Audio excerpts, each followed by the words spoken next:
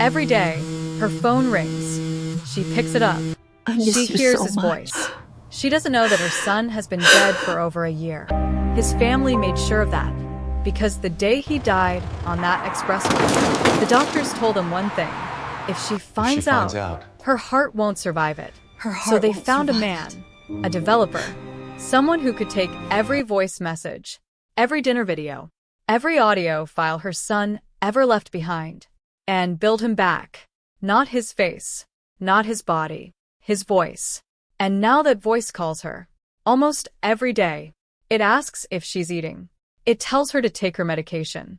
It promises to come home when there's enough money. She tells it, "You should call me more often. I miss you so much. I miss you so much.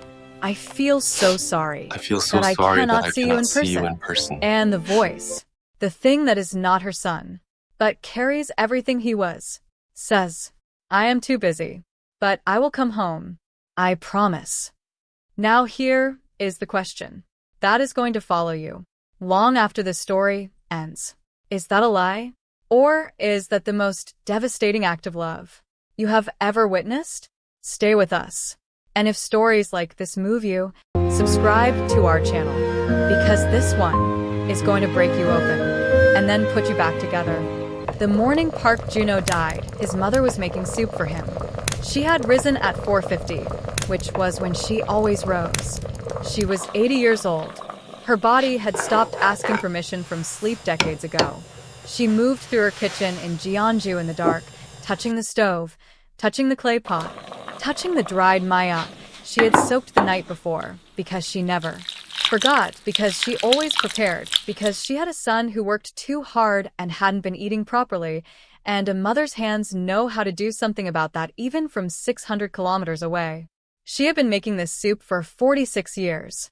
She made it the morning he was born, her own mother stirring the pot, the smell of sesame oil rising into a hospital room in winter.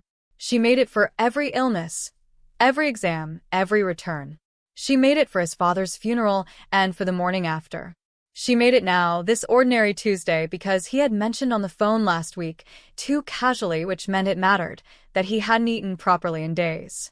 She did not know yet that she was making it for the last time. She ladled his portion into a thermos, pressed the lid, set it on the counter. She was still setting it down when, 600 kilometers north on the Jeonbu Expressway, the concrete mixer crossed the line. Park Juno had been sitting in his car for 6 minutes before he left for Incheon. He did not know he was doing something he would never do again. That is the cruelty of last things. They are almost never marked. He was just sitting in an underground parking garage in Mapogu looking at his phone, at his mother's contact, at the photo he had saved of her at Chuseok, holding persimmons up like small sons. He had been meaning to call. He had been meaning to call for 4 days. He thought, "I'll call her on the drive. It's an hour. I'll call her on the way." This was the thought that killed him. Not literally, not the truck driver, not the expressway. This thought. This small, harmless, reasonable delay that he had made 100 times before without consequence, and made one final time on a Tuesday morning in autumn. He put the car in reverse. He found a podcast he liked. He merged onto the expressway. He never called. The investigators would say he died at 8:07 a.m. They would say death was immediate, which his family would hold onto like a ward against something worse, repeating it to each other until the words lost their meaning and became something else, a prayer, a stone, a thing you carry. In Jeonju, Park Oxen ate her own small bowl at the kitchen table. She ate slowly. The larger thermos sat beside her, sealed, warm, waiting. She thought, "I should call him." She thought, "He's driving." She thought, "Tonight." She called that evening. The phone rang and rang. She told herself, "He's in a meeting." She told herself, "The project, the deadline, you know how he is." She set her phone on the pillow beside her head. She had never done this before, had always kept it charging across the room. And she lay, very still in the dark, and she told herself, "Tomorrow. He will call tomorrow." He did not call tomorrow. He did not call the day after. She called 4 more times across 3 days. Each time, ringing. Each time, the automated voice. Each time, She set the phone down and found one more reasonable explanation. On the 17th day, she stopped making explanations. She just sat at the kitchen table with cold barley tea and waited in the specific way that is no longer waiting but something darker, the thing underneath waiting, that has a name she refused to say. This was the shape of her terror. She was 80 years old and she had a bad heart, and she was alone in a 2-room apartment in Jeonju with a thermos of cold soup on the counter and a phone that would not ring, and somewhere deep in the place where a mother keeps the files. She has been building her whole life. She already knew. She just could not survive knowing. And that is why the family did what they did. The call came to Jeon at 9:43 a.m. She had been in a budget meeting. Her phone was on silent. When she stepped out and saw the missed calls, Hyson, twice, then an unknown number, then Hyson again, something in her chest understood before her mind did. She went to the bathroom on the 14th floor. She sat in a stall for 40 minutes. She did not cry. She could not find the door to crying. She just sat on the floor, in her work clothes with her back against the metal partition and her phone in her hands, and she looked at the last message Juno had sent her, which was from 3 days ago, which said, "Don't wait for me for dinner, I'll be late." She had not waited. She had eaten dinner alone and left his portion in the refrigerator and told herself he would eat it when he got home. It was still in the refrigerator. She would not be able to throw it away for 11 days. She would open the container once and close it and put it back and hate herself and do it again the next day. She did not know yet that this was the smallest thing she would have to survive. They gathered that evening, Jeon, Hyson, Changsik. Juno and Jeon's daughter, Seo-yeon, was 17. She was at the kitchen table with her physics exam prep when the adults arrived. She read the room in 4 seconds, the red eyes, the way nobody took off their shoes properly, the way Changsik sat down without being offered a seat, which he had never done, and she put down her pencil and sat very still. Nobody told her to stay. Nobody told her to leave. She stayed. It was Changsik who said it. He was Jeon's older brother, a practical man who worked in insurance, a man who had spent his career learning to say unbearable things in bearable language. He placed the words in the center of the room like objects quietly. Halmoni cannot know. Hyson looked at the floor. Jeon looked at her hands. The cardiologist said in March, Changsik continued, that any severe emotional shock, he paused. He used the word fatal. The room absorbed this. Seo-yeon, at the kitchen table, had gone very still. She was 17 years old and doing Sunyoung prep, and she had just understood that the adults in the room were discussing whether to tell her grandmother that her father was dead. The adults were leaning toward, no. She will find out eventually, Hyson said. Eventually, Changsik said, is not tonight. Jeon had not spoken. She was thinking about something Juno had said to her once, years ago, in the dark of their apartment, sharing a blanket on the couch while Seo-yeon slept down the hall. He had said, the thing I cannot stand to imagine is Yama dying afraid. Dying alone with it. He had not finished the sentence. He had not needed to. She had thought at the time that it was sentimental. She did not think so now. Now she thought. He knew. He knew something could happen. He knew before any of them knew, and he told her, and she almost missed it because it sounded like sentiment when it was actually preparation. We need someone, Jeon said. Someone who can be his voice. Seo-yeon turned around from the kitchen table. What do you mean? Jeon looked at her daughter for a long moment, at the round cheeks that were Juno's cheeks, at the eyes that asked a question they already suspected the answer to. I mean, Jeon said, that we are not going to let her die without hearing him. The silence that followed was the most expensive silence any of them had ever sat inside. Then Changsik said, I know someone. And Seo-yeon turned back to her physics notes, which she did not read for the rest of the night. Shin Jae-ho was 33 years old and had not left his apartment for 6 days when Changsik called. This was not unusual. Jae-ho disappeared into projects the way some people disappear into grief, completely, without remainder.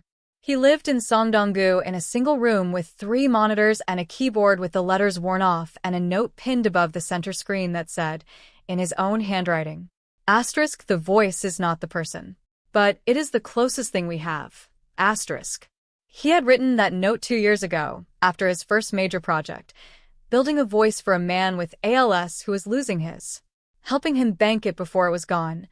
8 hours of recording, every inflection, every laugh, every way he said his children's names.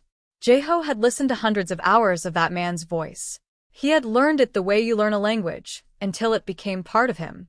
When the man's wife called to say the system worked, that her husband had heard himself speak again for the first time in months, she had cried on the phone. Jeho had sat in his cold apartment afterward and thought, "This is the only thing I know how to do that matters." He had not been prepared for Changsik's call. He listened to the full account without interrupting. The accident, the mother, the cardiologist, the word compensated, the word fatal. He sat with all of it and asked one question. How long since the last real call? 17 days, Changsik said. Jeho thought about what 17 days of silence feels like when you are 80 years old and your son is the center of your world. Do you have his voice? He asked. They had his voice. 7 years of KakaoTalk messages, 193, 4 dinner videos, a voice memo, a grocery list, discovered by Jiyeon when she finally unlocked his phone 3 weeks after the accident, and she could not stop listening to it, could not stop pressing play, because it was so ordinary, it was unbearable. Just his voice saying, ramen, eggs, the good coffee, Seo Yun needs printer paper. She had listened to it 47 times before Changsik gently took the phone from her hands. There was also a recording from 11 years ago, Juno giving the eulogy at his father's memorial service. 8 minutes of a son saying goodbye to a man he loved. Unhurried. Completely himself. Jeho downloaded everything. He spent 4 weeks inside Park Juno's voice. He was not building a copy. He was not building an impression. He was learning a person, the only way he knew how, through the voice, which is where people tell the truth without meaning to. He learned the register Juno's voice dropped to when he spoke to his mother. A half step lower, unconsciously warmer, the voice of a man becoming slightly younger every time he heard her say his name. He learned the 1.2-second pause before something true. He learned the laugh, nose forward, self-deprecating, the laugh of a man who found himself quietly amusing. He learned the way the voice went flat when Juno was tired and careful when he was worried and genuinely, purely light only when he talked about Seo Yun. He learned the grocery list. He played it every morning while he worked. Ramen, eggs, the good coffee, Seo Yun needs printer paper. An ordinary man's ordinary voice on an ordinary Tuesday. By the end of the 4th week, Jeho could hear Juno's absence in the recording the way you hear a wrong note, not because he was gone but because the voice was alive and the man was not. He built the model. And then he sat back and looked at what he had made. It was exact. Not approximate. Exact. The voice of Park Juno, the way a key is the shape of a lock, made for one specific thing and nothing else. Jeho sat with this for 3 days. He did not sleep well. He walked to the Han River at midnight and stood on the bridge and looked at the water and thought about an old woman in Jeonju with a phone on her pillow and a thermos of cold soup on the counter. On the 4th day, he called Changsik. I'll do it, he said. But I need to know her. Not just him. I need the full shape of the thing. Changsik put Jiyeon on the phone. She talked for 3 hours. She told him about the Myeokguk, how oxen made it whenever she suspected one of them wasn't eating, never asking, just having it ready. She told him about the persimmon tree, about grandmother Yun upstairs who heard everything through the ceiling, about the specific cadence of every call, how oxen always asked about Seo Yun first, then Jiyeon, then work, then at the very end, as if slightly ashamed of needing to know. Is he sleeping? Is he eating? She always asked that last, Jiyeon said. Like his well-being was an inconvenience she was placing on him. Jeho wrote everything down. Before the first call, he pinned a new note above his monitor. It said, asterisk, she is not a subject. She is someone's whole world. Do not forget, asterisk. He looked at it for a long time. Then he put on the headset. Then he called. The phone rang at 7:30 on the 17th evening. Park Oxen was at the kitchen table. The barley tea was cold. The thermos was still on the counter where she had left it. She had not moved it, which she understood was not rational and did not care. She was 80 years old. She had earned the right to leave a thermos where it was. She saw the name on the screen, and her hand went to her mouth. Her heart, which the cardiologist had called compensated, lurched. She answered, "Yama." His voice, tired, Warm. His. Something broke open in her chest.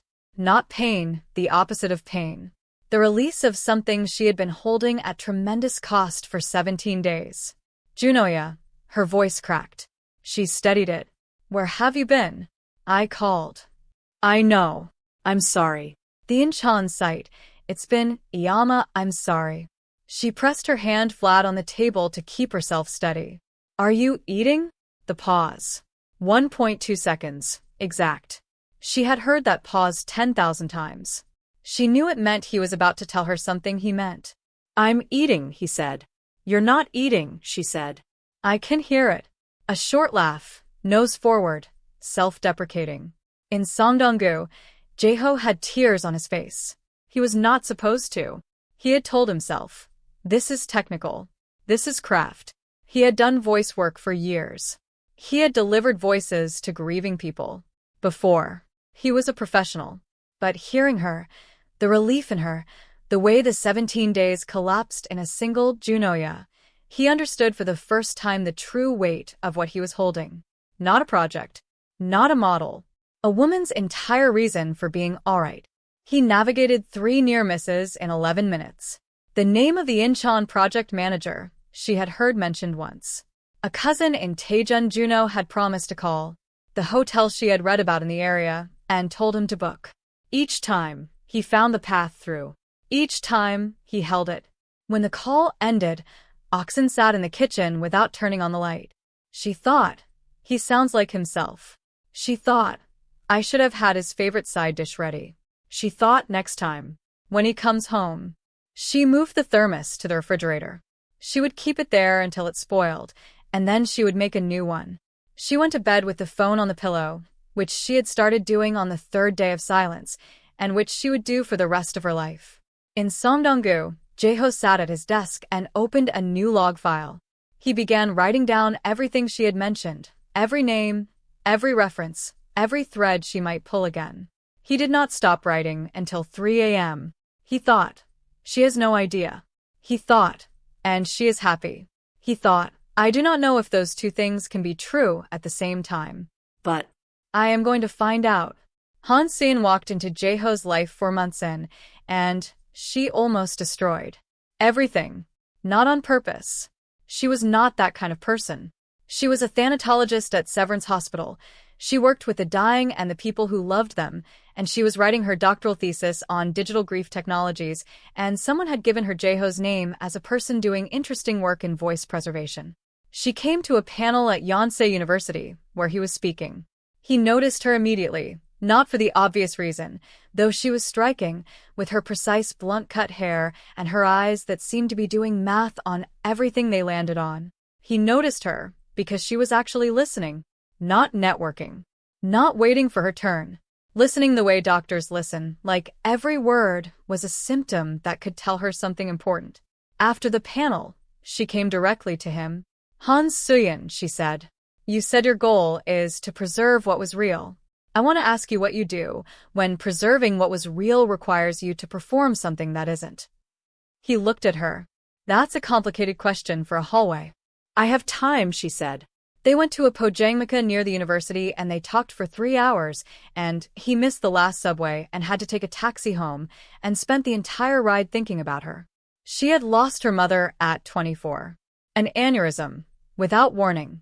She told him this not for sympathy but as context, the way a surgeon shows you their scar before asking you about yours. She had spent 2 years afterward keeping her mother alive in every way available, talking to photographs, keeping the phone number unchanged in her contacts, writing letters. She was not ashamed of any of this. She had studied it afterward, clinically and personally, and concluded that continuing bonds with the dead were not pathological, they were human, they were often what made living forward possible. But, she said, And her eyes went careful in a way that told him the but was the whole point. I have also seen what happens when the bond becomes a trap. When the performance of grief becomes a way to avoid the work of it. You're asking if what I do creates traps, he said. I'm asking if you ask yourself that. He was quiet for a long moment. More than you know, he said. She looked at him the way she had looked at him from the audience, the expression of a person noticing something she hadn't yet decided what to do with. You're thinking about a specific case, she said. It was not a question. He could not tell her. He had signed agreements. The family had signed agreements. The whole architecture of the project required discretion. I think about it in the abstract, he said carefully. When someone is 80 years old and their world has one person at the center, and that person is gone, is what their family is doing an act of love or an act of fear? She sat with this. She did not rush to answer, which he noticed. Both, she finally said. And sometimes both is the only honest answer. She nodded, slowly, as if he had confirmed something. They talked for 3 more hours after that. 3 days later, she sent him the draft of a chapter of her thesis. He read it in one sitting. It was brilliant, the kind of thinking that made him feel less alone inside his own head. He told her so, in precise detail. She replied, "You're the first person who read it and understood what I was arguing." He replied, "I think about the same things from the other side." She replied, "I know. That's why I asked you." He sat in his cold apartment and reread that exchange for times. He thought, she would understand the project. He thought, I cannot tell her the project. He thought, I am going to tell her the project. He was right about all 3. He told her on her 5th visit. Not because he was careless, because the weight of it had become something he could not carry past her eyes. She could always tell when he was not saying something. It was the most inconvenient quality in a person you were falling in love with, which he had been doing for 3 months, without admitting it. She listened without interrupting. When he finished, the room was quiet for a long time. "Do you think it's right?" he asked. She thought about it the way she thought about everything, completely, without shortcuts. "I think," she said, "that the question isn't whether it's right. The question is whether she is living, whether the lie is giving her life or taking it." "She is living," he said. "More than before. She tends the tree. She makes soup for the neighbors. She plays cards every Wednesday." "Then for now," Suyin said, "it is giving." She paused. "But Jae-ho." Her voice changed, quieter, more careful. "It will not always give. At some point the giving will stop and the taking will begin. And when that moment comes, you'll have to find it before she does." He looked at her. "How will I know when that is?" he asked. "You'll know," she said, "because she'll tell you." He did not understand what she meant. Not yet. 8 months into the project, on a cold February afternoon, Oxen called. Unprompted. She had called unprompted twice before in 8 months. Both times it had meant something was wrong. A bad night, a dream, a loneliness that had peeked past, what she could hold until evening. Both times Jae-ho had navigated it. He answered as Juno. "Junoya?" Her voice was careful. Not alarmed, careful, the way you are careful. With something delicate. "Iyama." Naya." "Yes. It's me." "You said Iyama just now," she said. In that voice. "Like when you were little." Jae-ho went completely still. "Did I?" the voice said gently. "I didn't notice. Your father did it too. When he was tired." A pause. "Are you tired?" "A little. Long week." "Come home," she said. Simply. Not asking. Offering. As if it were a matter of calendar. "The persimmons are still on the tree. I haven't taken them down. I was waiting." Jae-ho's hands had stopped on the keyboard. She had not taken down the persimmons. It was February. Persimmons come in October. She had left them on the tree for months. Waiting. Keeping them on the branch past their season, because he had not come. He breathed. He found the words. "Soon, the Incheon site is almost done. I'll come as soon as I can." He delivered them in the right voice at the right temperature with the right pause in the right place. And then she said it. You should call me more often so that I know whether you live well or not far away. I am missing you so much. She stopped. Then, I feel so sorry that I cannot see you in person. The room went quiet around Jae-ho. His apartment, his 16 degrees, his 3 monitors, all of it receded. She had said, I feel so sorry. Not, I miss you. Not, I wish you would come. She had said sorry. She was apologizing. She was apologizing to her son for the crime of missing him. As if her longing were an imposition. As if she needed his permission to need him. He had listened to this woman's voice for 8 months. He had learned how she said goodbye, how she said be careful, how she said eat something, all the different ways she said, I love you without saying it. He had never heard her say, sorry for missing her son. He breathed. Okay, Yama, the voice said. But I am too busy. I cannot talk to you for long. You take care of yourself. When I have made enough money, I will return home to pay my filial piety to you. The call ended 7 minutes later. Jae-ho took off his headset. He sat in the cold apartment and did not move. He thought about the persimmons still on the tree in February. He thought about her leaving them there. He thought about the thermos in her refrigerator, which he knew from the log she still refilled every 2 weeks even though he had never come to eat from it. He thought about her saying sorry. He called Suyeon. She answered on the second ring. He said, Can I read you a transcript? She said, yes. He read it. All of it. Including the persimmons. Including the sorry. When he finished, Suyeon was quiet for a long time. She apologized, Suyeon said softly, for missing her son. Yes. She left the fruit on the tree for 4 months. Yes. Another silence. Jae-ho. Her voice was the voice she used when she was about to say something that would not be comfortable.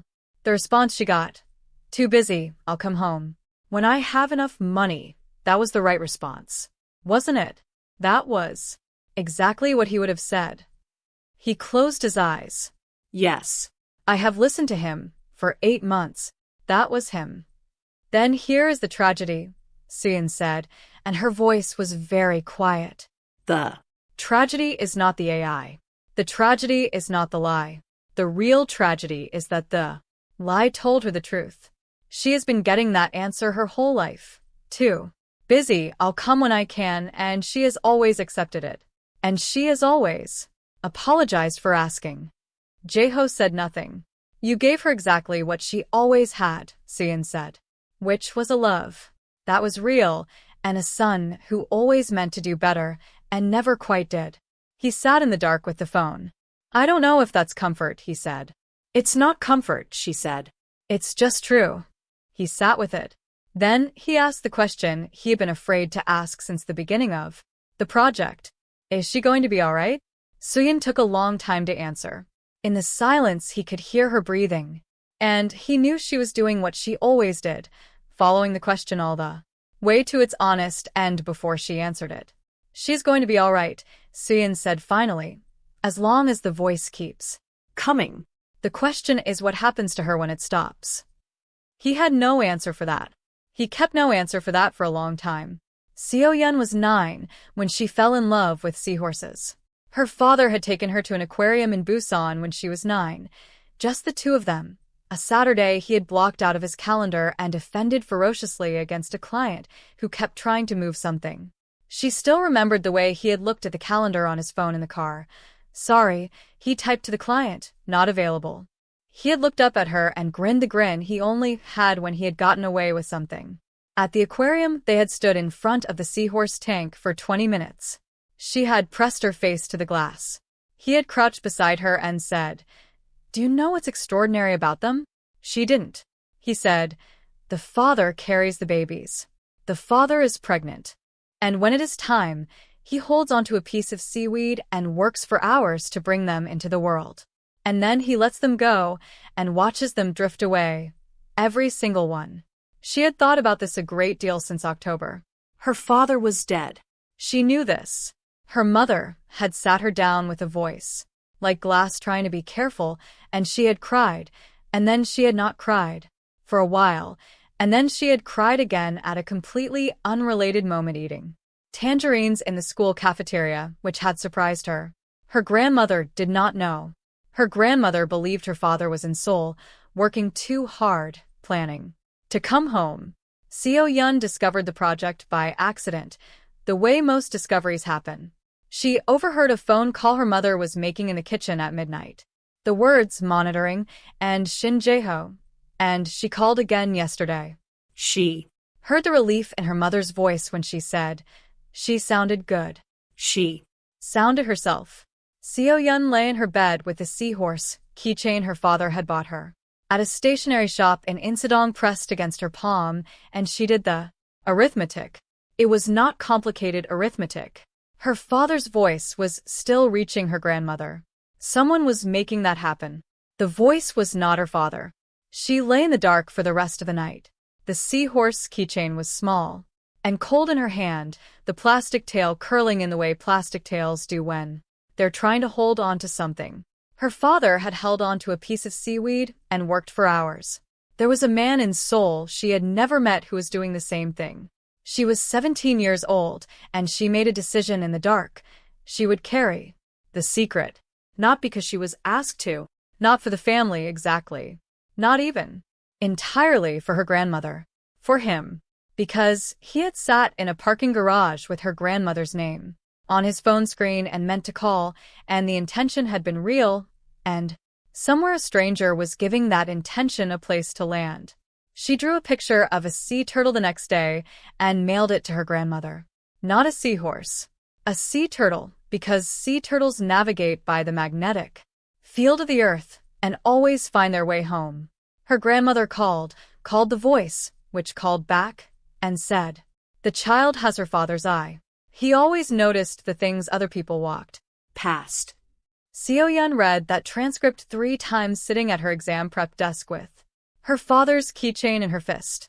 She put the transcript inside her physics notebook between the pages on wave mechanics, because she was studying how a wave and the ocean are the same thing, expressing differently, and she thought she understood now what that meant.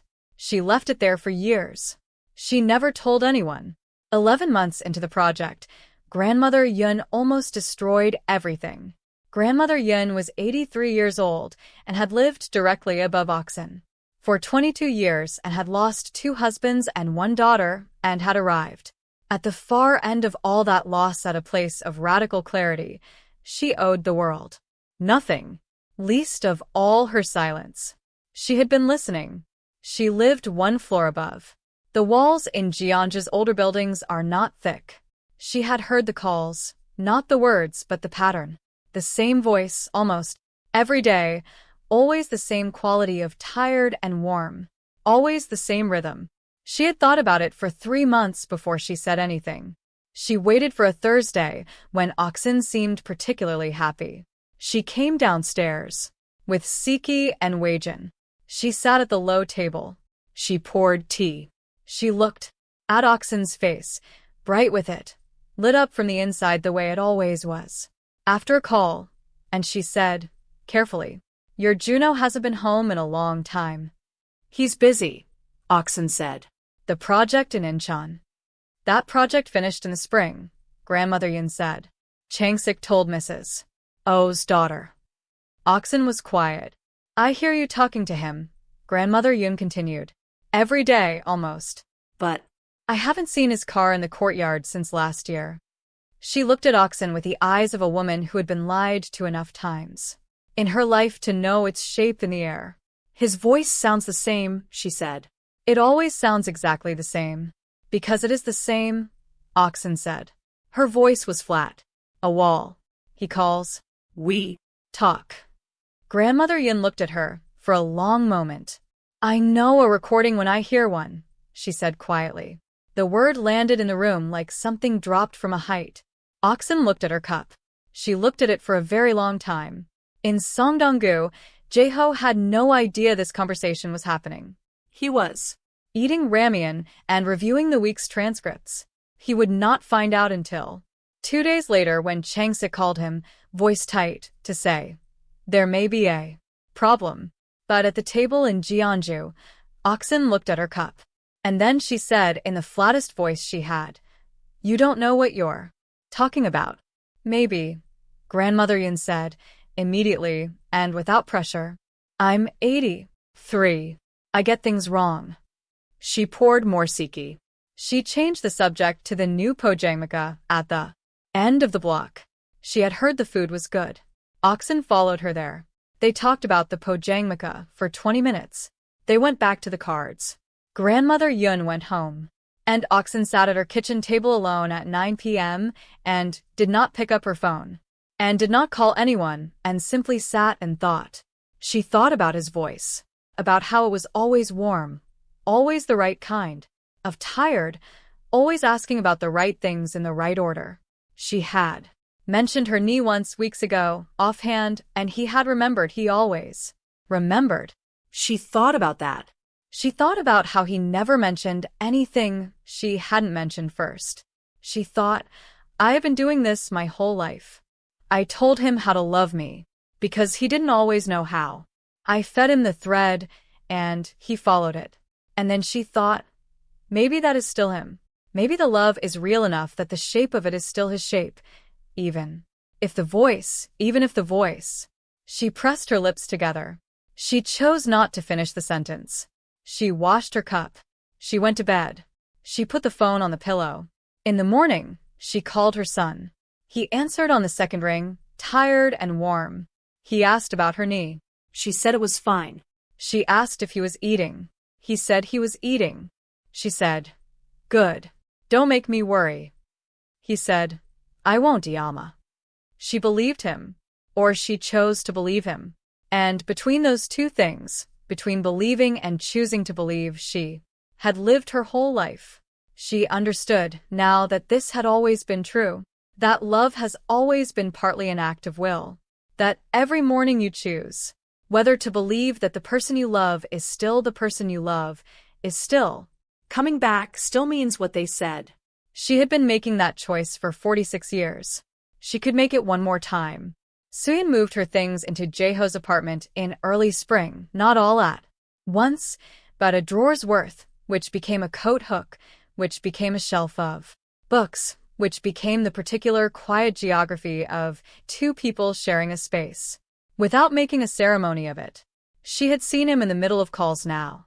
She had sat in the corner with a book and watched his hands on the keyboard, the speed and care of them, the way he held another man's voice, the way a surgeon holds a damaged thing.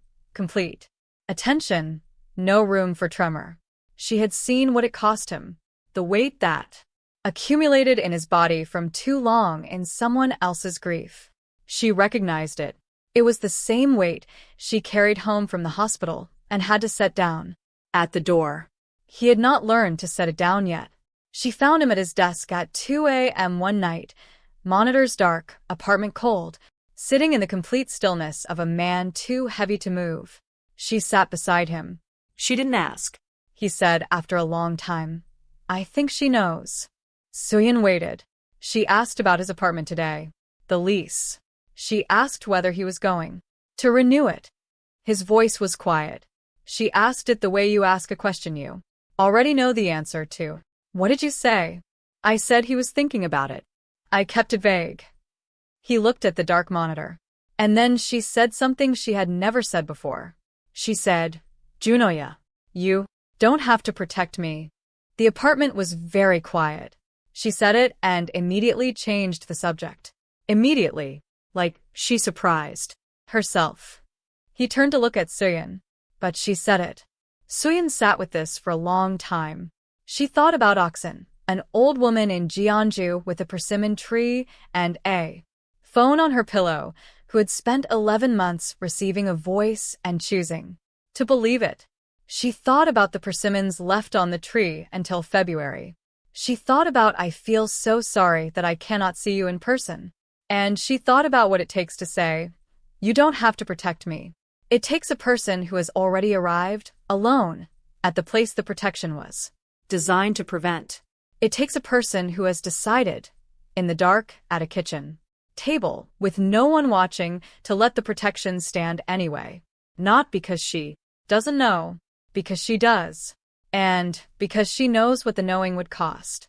Not her, but the people who love her. And she has been putting other people's cost before her own for 80 years, and she is not about to stop.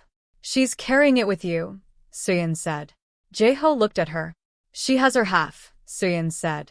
You have yours. The love in the middle is what both of you are holding up. She looked at him steadily. She is not a victim, Jae-ho. She chose this. The same way you chose it. He was quiet for a long time. I didn't give her the choice, he said. No. But she took it anyway. Suyin paused. Don't take it back by insisting on her helplessness. He sat with this. Then he reached over and turned on the desk lamp. The room came back, warm and yellow. The lived disorder of his desk, the note, still pinned above the monitor. Asterisk, she is not a subject. She is someone's whole world, asterisk. He read it. And then he thought, I have been wrong about one thing. She is her own world, not just someone's. He had been carrying her as a person to protect for 11 months. He had never once been carrying her as a person with her own power, her own sight, her own sovereign decision. She had been protecting him. The realization sat in him for the rest of the night. It was the first week of May when Oxen called at 11 a.m. She did not ease in. She said, I want to tell you something. In Songdong-gu, Jae-ho sat up straighter. He had been monitoring the calls, incoming data in real time, checking his reference logs, ready to navigate. But something in her voice stopped him from preparing. Her voice had a quality he had heard only once before, in Juno's recording, from his father's memorial service. The quality of a person who has rehearsed what they are about to say, who has been carrying it for a long time and has decided today is the day. Tell me, the voice said. I have been thinking, she said, about your father. Outside her window, the persimmon tree was in early leaf. The courtyard smelled of late spring soil. The last time I saw him, we were in the kitchen after dinner. He was reading the paper. I was washing up. The radio was on. Nobody was talking. And I thought, this is the whole thing. This ordinary evening is the whole point of a life. She stopped. I didn't say it to him, she said. I thought there would be more evenings. Jae-ho was completely still. Junoya. Her voice changed. It became what it was when she had made a decision and was enacting it fully. I want to tell you what I should have told your father and what I have not said to you enough, because I am your mother and we are Korean. And we love by doing and not by saying, and I have decided I am too old to keep waiting for the right moment. She breathed. Then, I am so proud of you. Not of what you built or earned. Of who you are. Of the way you raised Seo-yeon. Of the way you have taken care of Ji-yeon, who needed more care than she ever let anyone see. Of the way, every time you came home, you sat in this kitchen for as long as I needed you to sit, even when I could see you were tired. I know you were tired. You sat anyway. She stopped. Her voice, when it continued, was fierce the way certain things are. Fierce, not loud, not aggressive, but decided, done, true. I have had a good life. A long and a good life. And I am not afraid. I want you to know that I am not afraid. I have been loved well enough that what comes next does not frighten me. In Songdong-gu, Jae-ho had tears running down his face. He did not try to stop them. He sat in his apartment in the cold. He had always kept it, surrounded by the hardware and notebooks of a project that was supposed to be about voice synthesis, and he let everything be as large as it actually was. He thought about the grocery list. Ramen, eggs, the good coffee Seo-yeon needs, printer paper, an ordinary man's ordinary voice on an ordinary Tuesday. He thought about the thermos refilled every 2 weeks for a visit that was never going to happen. He thought about the persimmons left on the tree in February, dried and orange, and waiting. He thought about, I feel so sorry that I cannot see you. He thought, she has been carrying this whole thing beautifully. This magnificent, devastating, imperfect love. And she is offering it to me right now. She is pouring it into this phone call with everything she has, and all I can do is receive it. Yama, the voice said. Juno's voice. Exactly. The pause. The register. The particular weight of a man speaking to his mother. Yama, it said again. And then it stopped, because there are things that are beyond architecture, beyond any system built from recordings. What came next could not be synthesized because it did not come from a voice. It came from a body, a whole life, 46 years of a particular man and his particular mother. It came from a parking garage in Mapogu on a Tuesday morning in autumn, and a phone call that was never made. The voice said the only thing that was both true and possible. I know, it said. I have always known. She laughed. A real laugh, surprised out of her, full. The laugh from the Chuziak photo, when she was holding the persimmons up like small sons. Egu, she said. You and your father both. Men who know everything and say it once. They talked for 27 more minutes. She described the persimmon tree in new leaf. He asked about grandmother Yun's hip. She said Seo Yun's exam results would come in June, and she was not thinking about it. She said this while clearly thinking about it. And he laughed and said she was allowed. When the call ended, she set down the phone and looked at the courtyard. The persimmons were not ripe yet. They would be in October. She thought, I will have them ready when he comes. She thought, I said what I needed to say. She thought, he heard me. Whatever else is true or untrue in this world, he heard me. This was the last thought she had before going to tend the tree. In Songdonggu, Jaeho labeled the file. Mother said what she needed to say. Suyin came home at 6 with kimchi jjigae from the place 3 streets over, because she had known somehow that today was a day for that. She looked at his face and set the food down and came to him and put her hand on his shoulder. He covered her hand with his.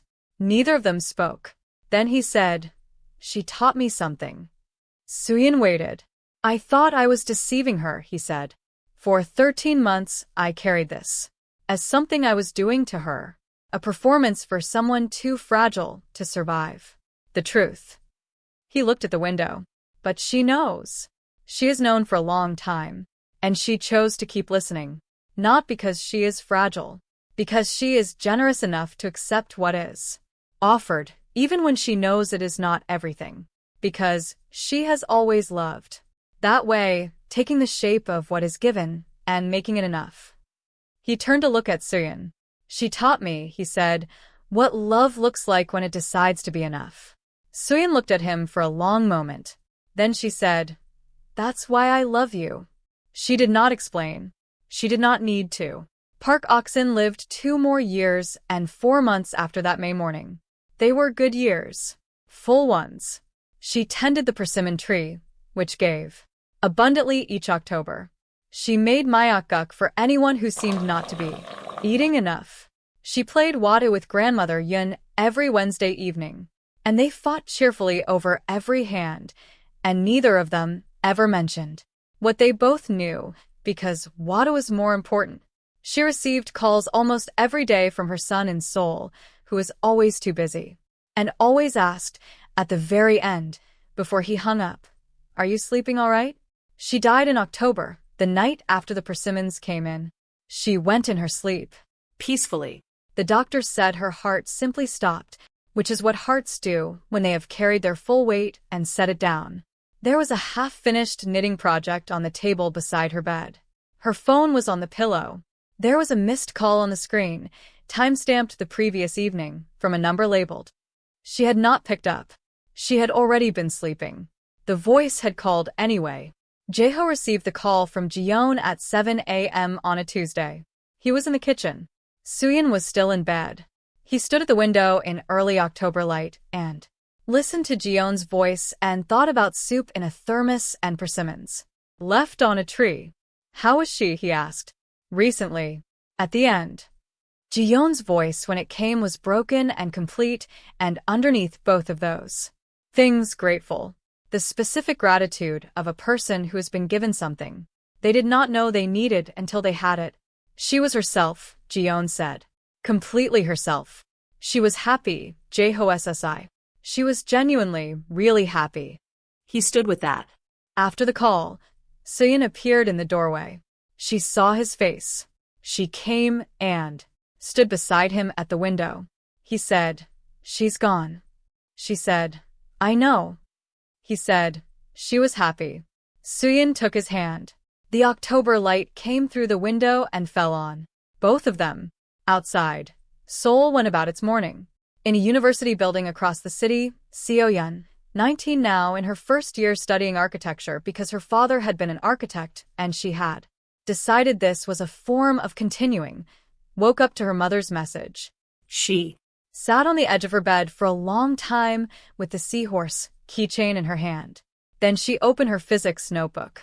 She took out the folded transcript, soft now from years of folding and unfolding, the creases as familiar as the lines of her own palm. She read it one more time, the part where her grandmother said, "I feel so sorry that I cannot see you in person," the part where the voice that was and wasn't.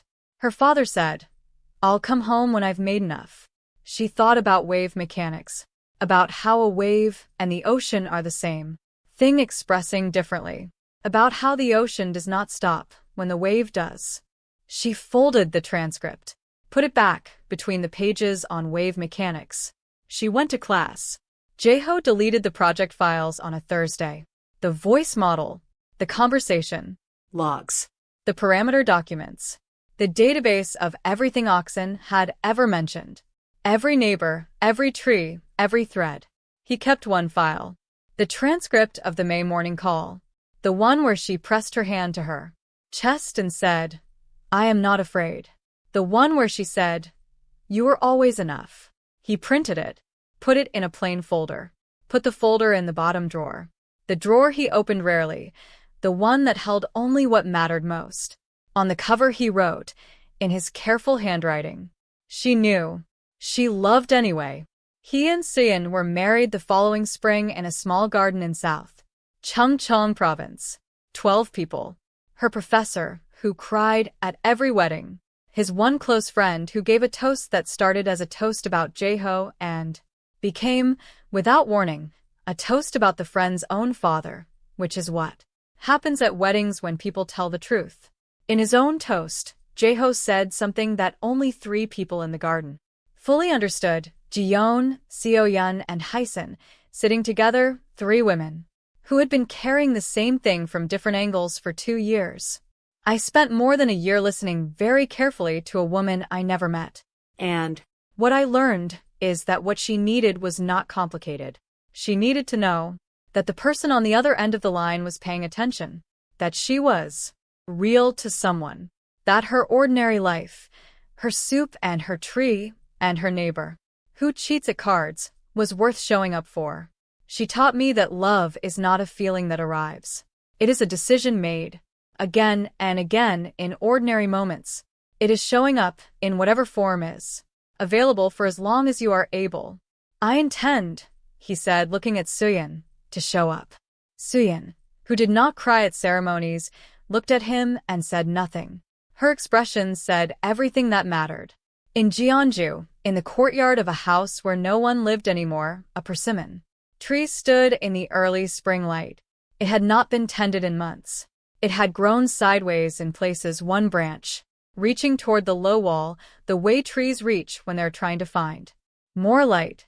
The fruit was months away, but the tree was already working toward October, drawing water upward through old roots, turning pale spring light into the slow sweetness of autumn persimmons. It had been doing this for decades. It did not know how to stop. Nobody who walked past the courtyard knew whose hands had tended it. Nobody knew about the calls, the voice, the man in Seoul, and the old woman in the kitchen, and the love that had found a way to keep reaching across the thing that should have ended it. But the tree was there, still rooting, still, in its patient and unhurried way, preparing for October, still keeping its word. If this story moved you, if you thought about someone you love, someone you keep meaning to call, someone whose voice you would give anything to hear one more time, Please like this video and subscribe to RomanceHeartFlixTV. Every like tells us this kind of story matters. Every subscriber means we can keep telling them. And if this story reminded you of someone, share it with them. Don't wait until you have enough time. Don't save it for later. Send it now. Red heart like, bell subscribe. Outbox Strays share Red Heart news stories every week. Thank you for watching until the end.